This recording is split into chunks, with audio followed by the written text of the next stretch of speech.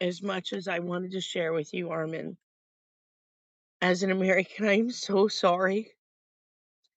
I'm really sorry for 1979.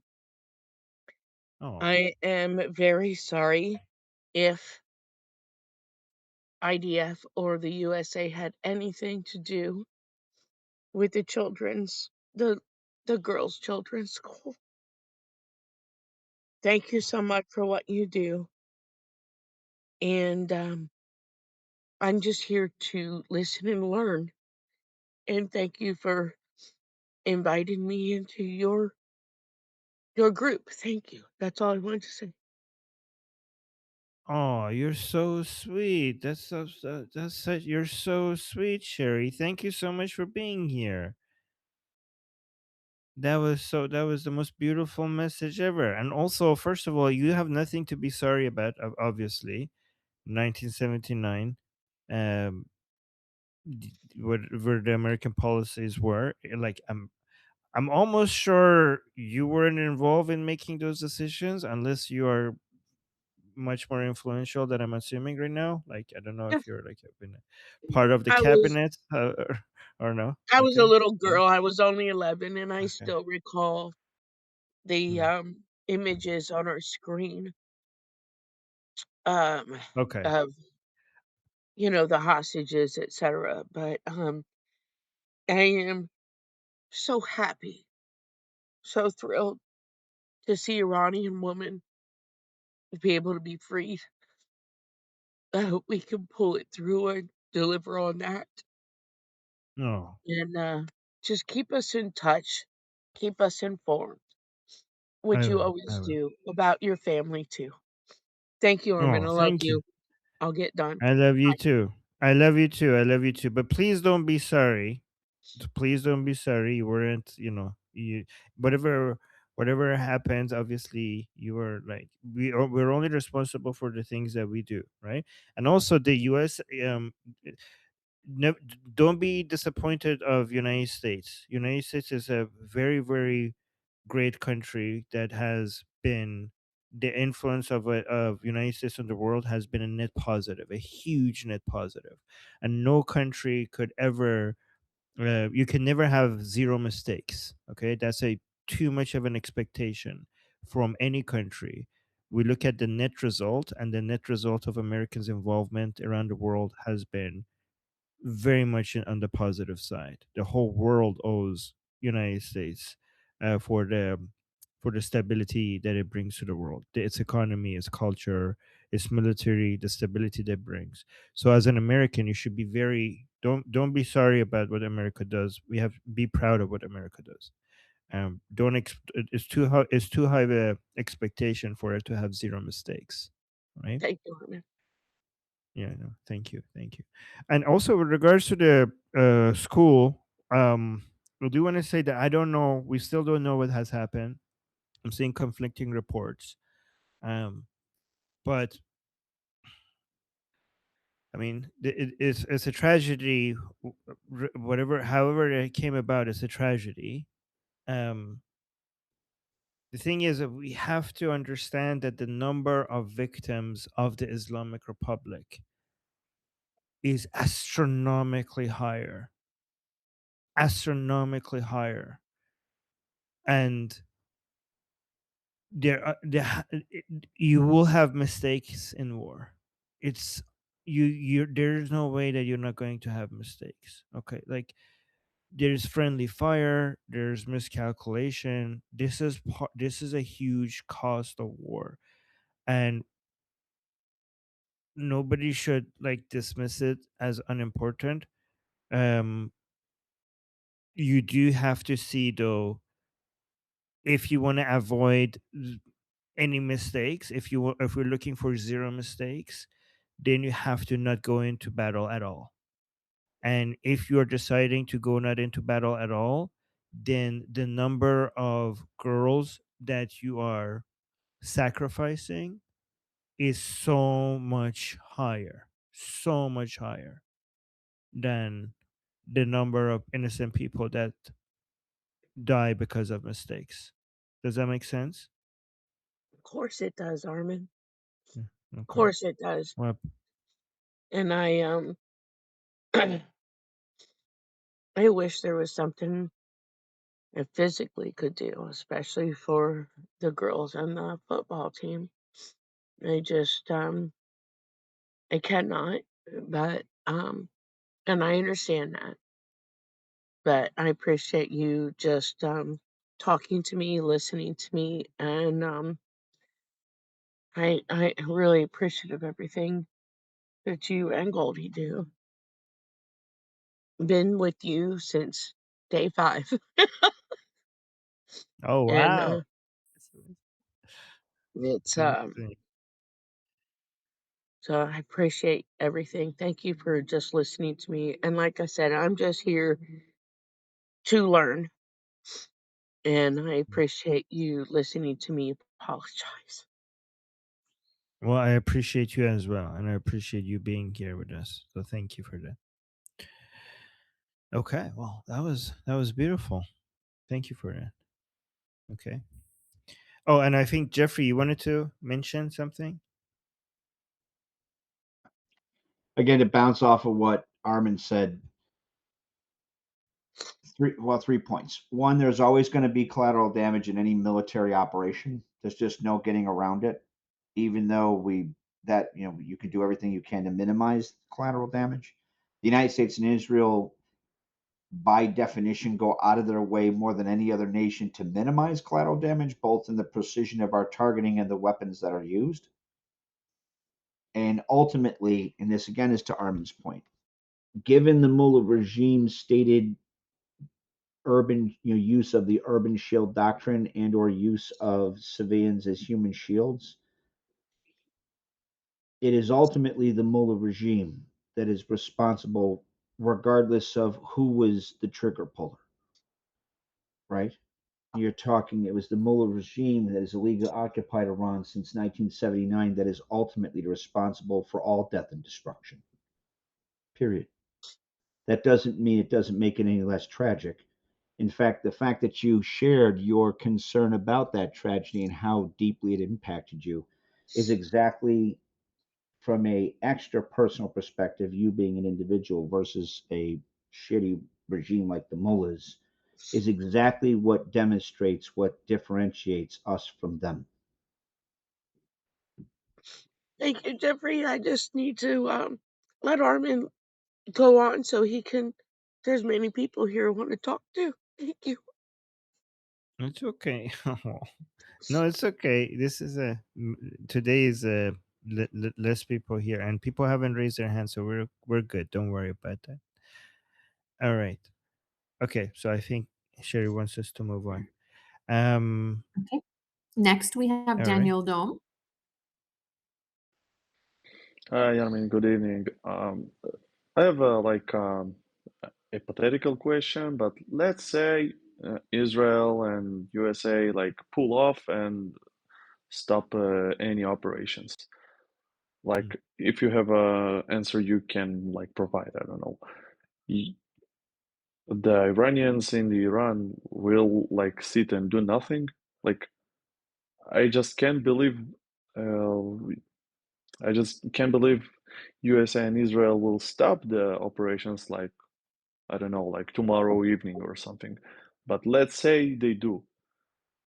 Do the Iranians will keep fighting? Like, Yeah. So let's will they? assume. Okay. So yeah, let's assume that the military operations by United States and Israel against the Islamic Republic stops. Tomorrow. That's a good question. What will happen after, right? And will the Iranian people stop fighting? I mean, the answer to me is obviously not. Every single time, people betted that this is the last uprising of the Iranian people. The Iranian people surprised, like, well, they didn't surprise me, but it surprised other people who assumed it, right? And every time they did an uprising, it was stronger than before. So my understanding is that even if these military operations didn't take place, we would have another uprising after the uprising of the early January of the Lion and Sun Revolution. Um, the Iranian people are very, very, very much determined to get rid of the Islamic Republic. So, and I mean, we saw like shortly after the greatest massacre in our history, so many Iranian people only 40 days after came out also continued to show up their public opposition against the Islamic Republic in daylight this time, while many of them even showing their faces, right? I think that we have, after the massacre of early January, the not only because that was designed to scare the Iranian people so that they, you know, they don't do such a thing ever again, but the cost to the people from that was so high that it turned many of the people who were against the regime but didn't want to pay the price of toppling the regime to join our side. You know, and so it actually did the opposite. A lot of people assume that when the Islamic Republic comes and kills tens of thousands of people, the people who are for toppling the regime, they were like, okay, forget about it. This regime is too cruel to topple. But it actually does the opposite. There are many people who saw what the regime does, and they're like, there's no way that we could live with this regime. So a lot of people who were just not political before, even though if you ask them, "Are you anti-regime?" they would say yes, but they didn't want to go through all of the price that you have to pay to topple the regime. After they saw the level of evil that the regime is capable of, now more of them are like, "We need to, one way or another, we have to get rid of this regime."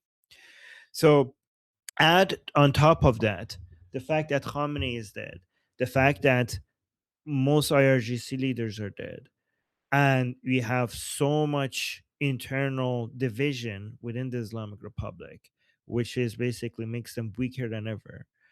Add to that that the Iranian people have never been disunited.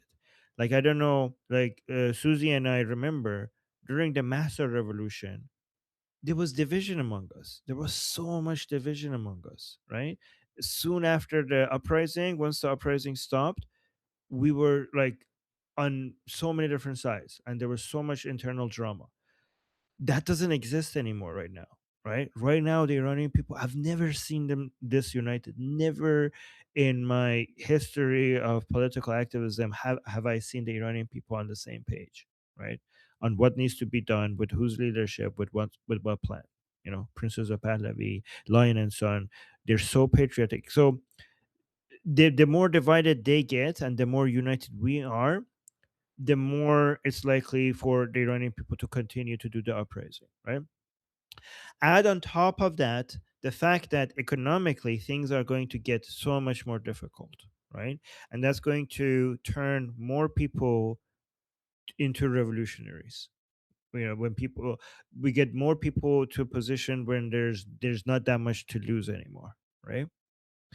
Add on top of that the fact that Iranian people will start having conversations about getting, if military operations didn't start, or if they stopped, then the conversations of needing to arm get armed will become much it will become less controversial, right? More Iranian people will start thinking about, because they're saying there's nobody coming, right?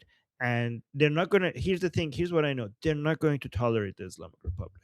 They're not going to tolerate, they're not going to go home and abandon this revolution, right? And if there's no one coming, they're going to come figure out ways for them to get trained and do, and basically do things that they need to do to turn this into an internal war against the Islamic Republic. And not only they might their understanding will be, now this is going to be more possible given how fragmented the Islamic Republic is right now and how unorganized the Islamic Republic is right now. um Add to that the number of defections of people from the Islamic Republic itself, who are, by the Islamic Republic's own admission, tens of thousands of people within the Artish and IRGC not only are defecting, but were collecting weapons as a way to use against the Islamic Republic, right? So At some point, some of these people are going to try to recruit from average people.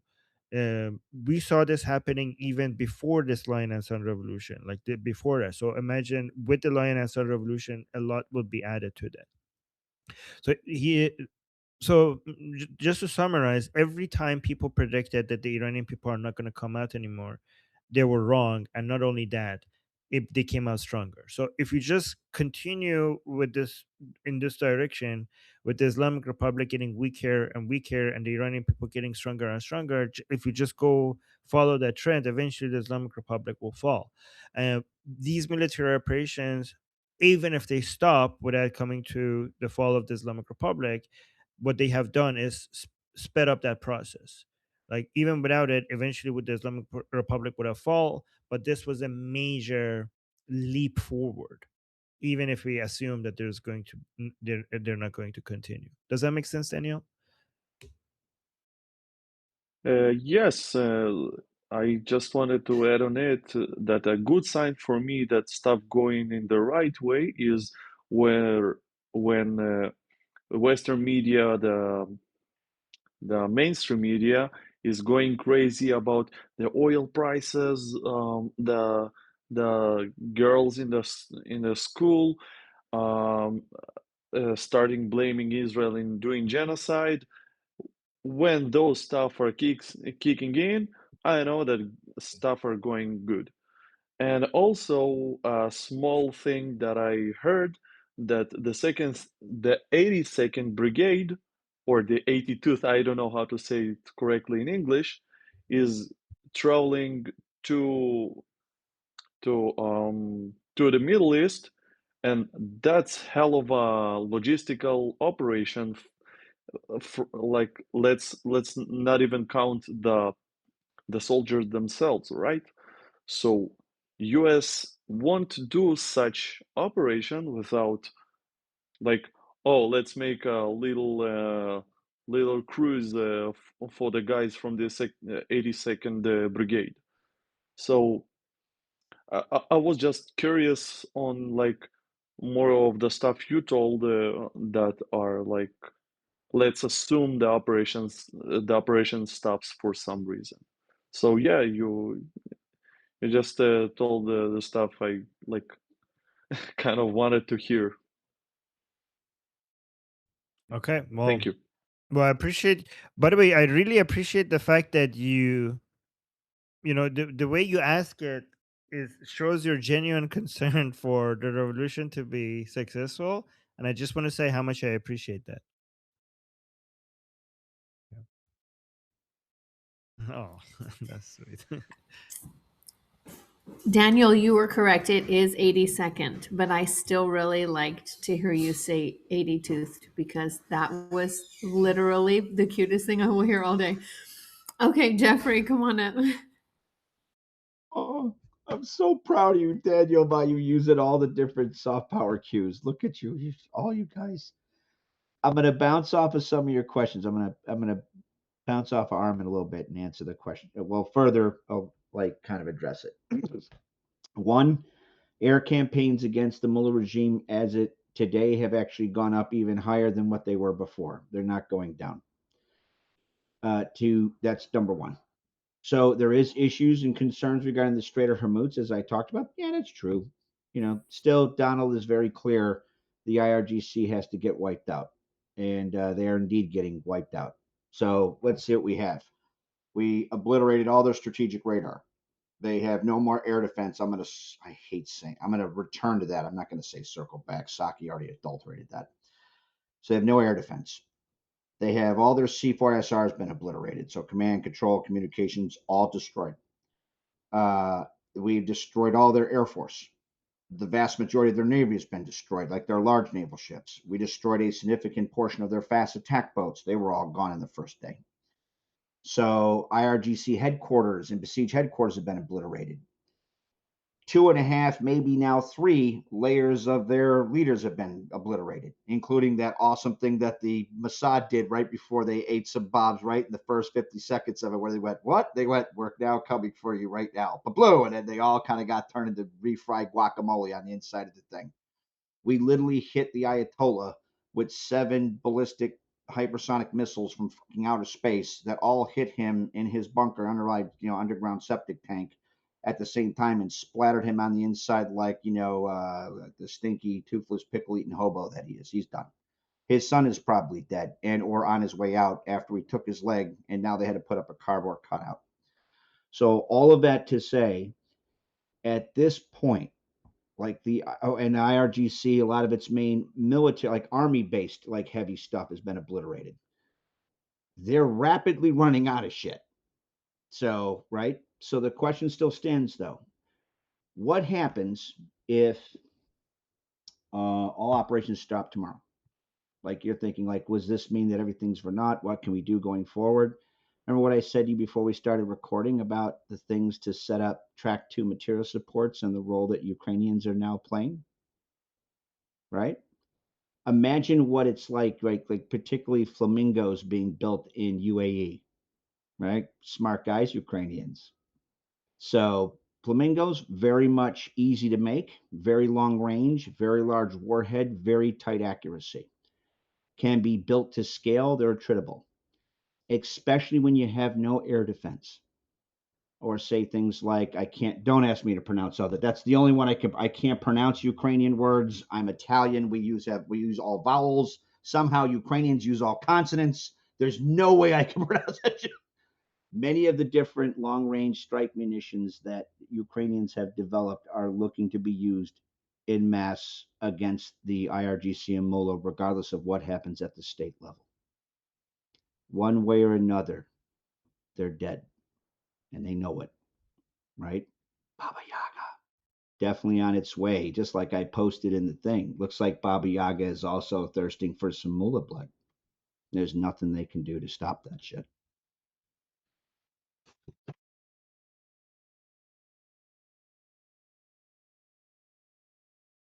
Sorry for just for the context. Baba Yaga drone is a drone that's capable to like take around 50 or more kilograms of like payload. So it's Fully a big. autonomous. Hold on. Fully autonomous, carries its own little autonomous drone that goes out and hunts douchebag. Ask Russians how they feel. Oh wait, you can't because they're all dead. That's right. You can